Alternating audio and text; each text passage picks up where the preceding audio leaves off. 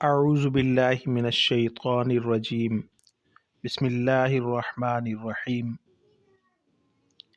السلام علیکم دوستو، آج میں آپ کو بہت ہی خاص عمل بتانے جا رہا ہوں۔ وہ عمل قرآنی آیات پر مشتمل ہے جو آپ کی نافرمان اولاد کو انتہائی فرما بردار بنانے میں ایک بہت ہی کارآمد ثابت ہوگا۔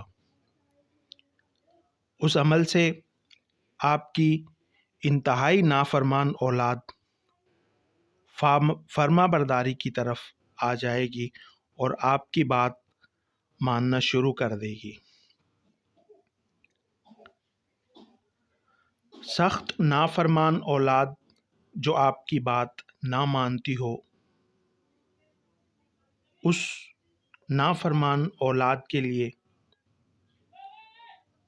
ایک خاص عمل صرف 3 بار پڑھ کر پانی پر دم کرنے سے انشاءاللہ آپ کی نافرمان اولاد فرما بردار ہو جائے گی، جو اللہ تعالیٰ کی ایک بہت بڑی نعمت ہے۔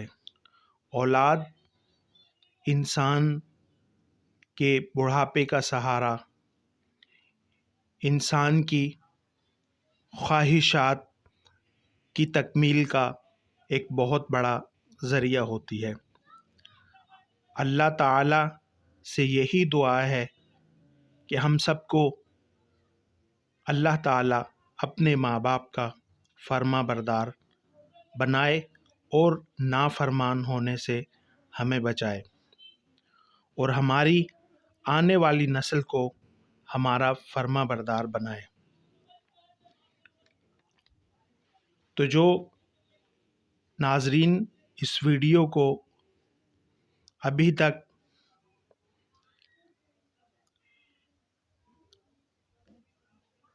نہیں دیکھ رہے، ان سے گزارش ہے کہ وہ اس ویڈیو کو ضرور دیکھیں اور